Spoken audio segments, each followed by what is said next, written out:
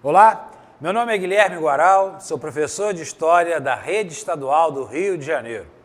Vamos apresentar essa disciplina para os alunos do primeiro ano do ensino médio. Você já se perguntou quem escreve a história? Você acha que ela é uma ciência neutra, que existe apenas uma visão sobre os fatos históricos? E quem são os personagens da história? Quem são esses agentes? Vamos tentar aqui responder essas perguntas e buscar compreender o que é a história.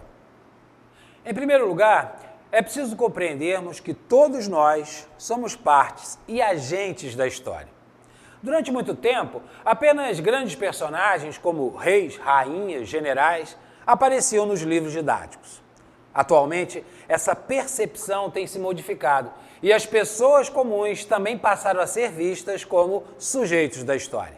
Escravos, mulheres, trabalhadores, soldados, imigrantes passaram a ter voz. Isso quer dizer que todos nós temos um papel na história, na nossa cidade, no nosso estado, no nosso país. Através das suas ações, você está fazendo a história.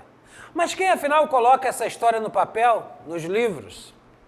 Quem escreve sobre a história são os profissionais chamados de historiadores. Mesmo podendo existir pontos de vista diversos sobre determinado fato histórico, o fato histórico em si precisa ser conhecido antes de ser interpretado.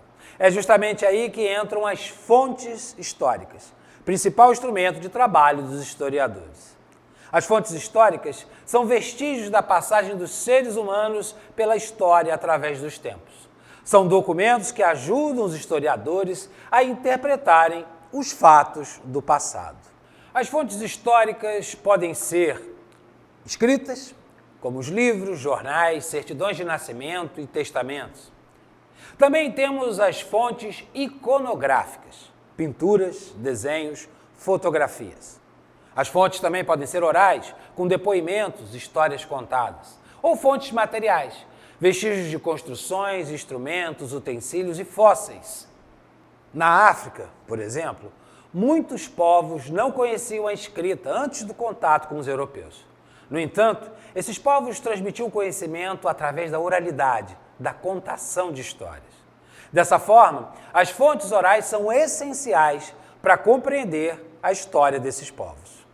Para exercitar, vamos apresentar a proposta de divisão da história no tempo. Do início de tudo, até mais ou menos 4000 a.C., é a pré-história, marcada pela descoberta da escrita. De mais ou menos 4000 a.C. até o século V, a Idade Antiga. Do 5 ao 15, a Idade Média. Do século XV ao século XVIII, Idade Moderna. E do final do século XVIII aos dias atuais, Idade Contemporânea. Na Idade Antiga, tivemos o desenvolvimento de grandes civilizações: Egito, Mesopotâmia, Pérsia, fenícios e os hebreus. No auge do período, as principais civilizações foram a da Grécia e do Império Romano. Várias foram as contribuições dos indivíduos das cidades gregas para o pensamento ocidental até os dias atuais. A política, com o conceito de democracia, o surgimento da filosofia, da matemática, das ciências, da arte, com teatro, escultura, literatura, e no esporte, com os Jogos Olímpicos. A democracia, por exemplo, surgiu em Atenas, uma cidade-estado da Grécia Antiga, por volta do século VI a.C. No entanto, naquele tempo a democracia era bem diferente. Se hoje o ideal é da participação de todos, na cidade de Atenas apenas os proprietários de terras, homens maiores de 21 anos, nascidos em Atenas e filhos de pai e mãe ateniense, é que eram considerados cidadãos. Menos de 5% da população é que tinha essa possibilidade de debater os problemas políticos na praça pública. Mulheres, escravos, comerciantes não tinham o status de cidadania em Atenas. O Império Romano foi o período pós-republicano da antiga civilização romana, caracterizado por uma forma de governo liderada por um imperador e por extensas possessões territoriais em volta do mar Mediterrâneo, na Europa, África e Ásia. O Império chegou a ter, em 117 d.C., cerca de 6 milhões de quilômetros quadrados. foi o maior império de todos os tempos. Com a crise do Império Romano e as invasões dos chamados povos bárbaros, por volta do século IV ao VI d.C., na Europa Ocidental, começou uma outra fase da história. Você já ouviu falar no termo medieval?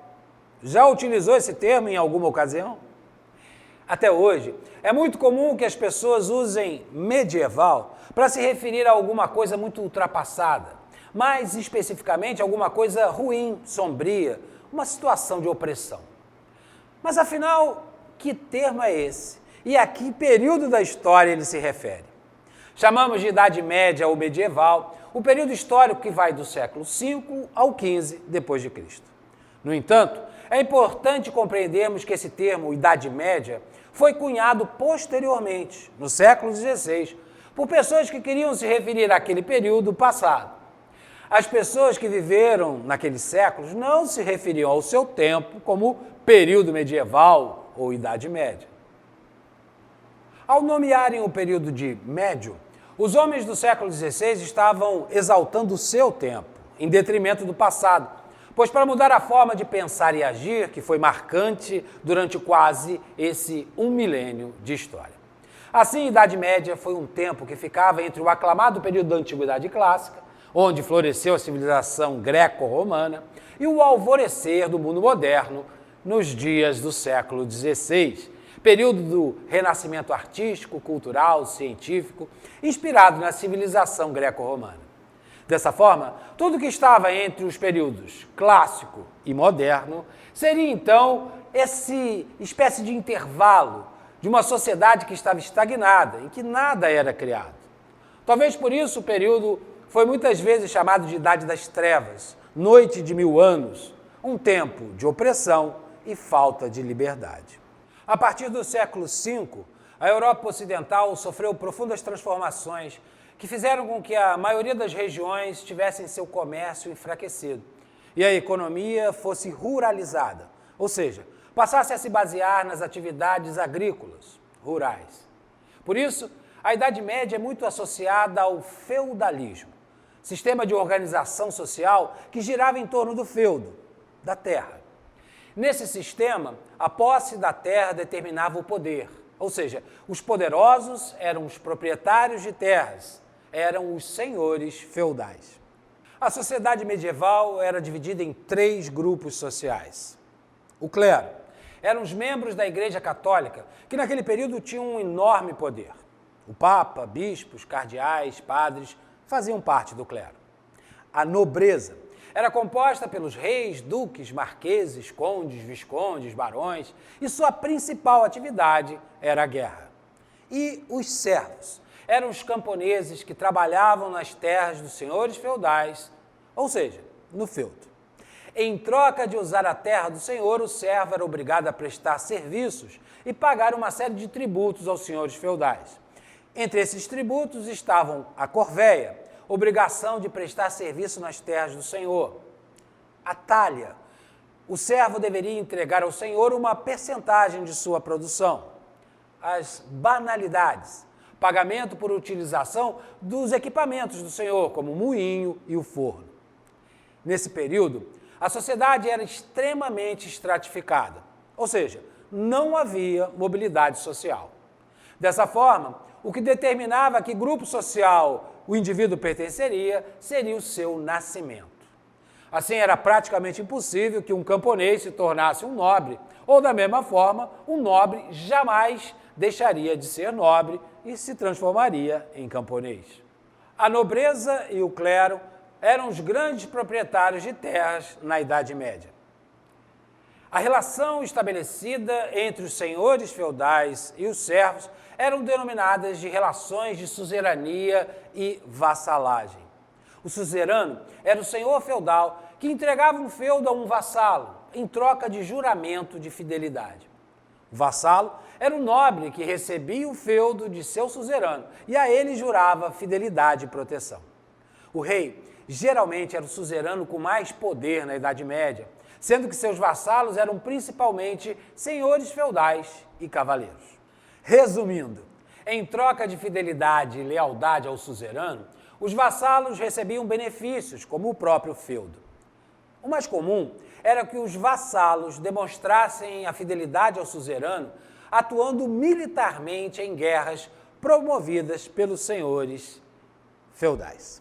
A civilização islâmica floresceu no século VII d.C., na Península Arábica, e se expandiu inicialmente por toda a região do Oriente Médio e, em seguida, em direção ao norte da África, ao sul da Europa e ao centro do Império Bizantino, na atual Turquia. Maomé é o profeta e a figura mais importante do islamismo. Nascido em Meca no ano 570 como Mohammed, passou a maior parte da sua vida como um mercador analfabeto e, aos 40 anos, recebeu suas primeiras revelações do arcanjo Gabriel no deserto da Arábia. O fenômeno se repetiu durante 23 anos e dessas revelações, Maomé redigiu o Corão, o livro sagrado dos islâmicos. A religião foi criada e teve início o processo de expansão islâmica. Entretanto, só se tornou possível a religião com a unidade e a disciplina proporcionados pela doutrina elaborada pelo próprio profeta Maomé. Após sua morte, em 634, seus sucessores ficaram encarregados de continuar a propagação da fé islâmica, que ficou conhecida como jihad, que significa empenho, esforço, luta, e que foi entendido como uma guerra santa travada contra os inimigos da religião muçulmana. Após esse breve panorama sobre o que é a história, sobre os legados da civilização greco-romana, da sociedade medieval europeia centrada no feudalismo e no poder da Igreja Católica, e também no surgimento da religião islâmica e sua expansão, podemos nos preparar para as mudanças que a chamada Idade Moderna trouxe para a humanidade. Mas esse assunto começaremos a tratar na próxima videoaula. Até lá!